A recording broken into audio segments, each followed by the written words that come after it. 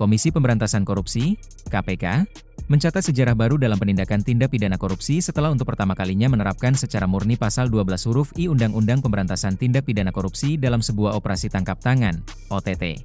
Pasal yang mengatur benturan kepentingan dalam pengadaan tersebut menjadi dasar penetapan tersangka Fadia Arafi, Bupati Pekalongan yang terjaring OTT pada Selasa, 3 Maret 2026, dini hari. Juru bicara KPK Budi Prasetyo menjelaskan bahwa penggunaan murni delik benturan kepentingan dalam OTT merupakan yang pertama dalam sejarah lembaga anti rasuah tersebut.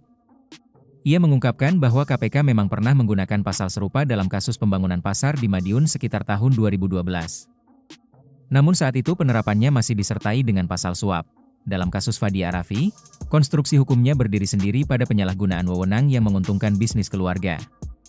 Menurut Budi, hal ini menunjukkan bahwa modus korupsi terus mengalami perubahan dan menjadi semakin kompleks. Ia juga menilai perubahan pola korupsi yang semakin rapi menuntut sinergi yang lebih kuat antara lembaga penegak hukum dan pemangku kepentingan lainnya. Dukungan publik serta lembaga seperti Pusat Pelaporan dan Analisis Transaksi Keuangan, PPATK, disebut sangat penting, terutama dalam penyediaan data, informasi transaksi keuangan, serta pelacakan aliran dana untuk membuka praktik korupsi yang tersembunyi. Berbeda dengan OTT pada umumnya yang sering menampilkan barang bukti berupa uang tunai hasil suap, perkara ini lebih menitikberatkan pada penyalahgunaan jabatan. Deputi Penindakan dan Eksekusi KPK Asep Guntur Rahayu menjelaskan bahwa pasal 12 huruf I merupakan delik formil.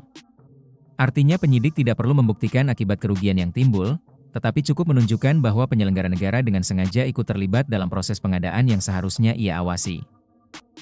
Barang bukti utama dalam perkara ini pun bukan berupa uang suap fisik, melainkan barang bukti elektronik. Penyidik menemukan gawai, laptop yang berisi laporan keuangan, dokumen kontrak, serta percakapan dalam grup WhatsApp bernama Belanja RSUD. Kasus ini bermula pada 2021 ketika suami Fadia, Muhtarudin Ashraf Abu, bersama anaknya Muhammad Sabik Ashraf, mendirikan perusahaan bernama PT Raja Nusantara Berjaya, PT RNB. KPK menduga Fadia merupakan penerima manfaat sebenarnya dari perusahaan yang disebut dalam penyelidikan sebagai perusahaan ibu. Sejak 2023 hingga 2026, Fadia diduga mengintervensi perangkat daerah untuk memenangkan PT RNB dalam berbagai proyek jasa alih daya, outsourcing. Perusahaan tersebut diduga memonopoli proyek di 17 perangkat daerah, 3 rumah sakit daerah, dan 1 kecamatan, meskipun terdapat vendor lain yang menawarkan harga lebih efisien. Dari total kontrak senilai 46 miliar rupiah, hanya sekitar 22 miliar rupiah yang benar-benar digunakan untuk membayar gaji pekerja outsourcing.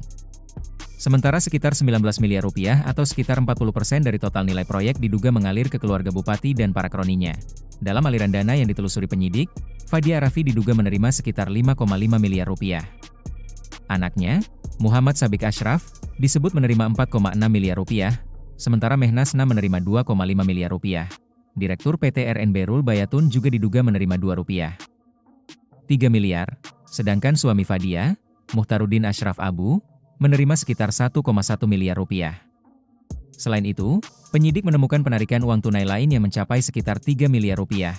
Dalam pemeriksaan, Fadia sempat menyampaikan bahwa dirinya tidak memahami secara mendalam hukum tata kelola pemerintahan karena latar belakangnya sebagai musisi dangdut. Namun penyidik KPK menilai alasan tersebut tidak dapat dijadikan pembenaran.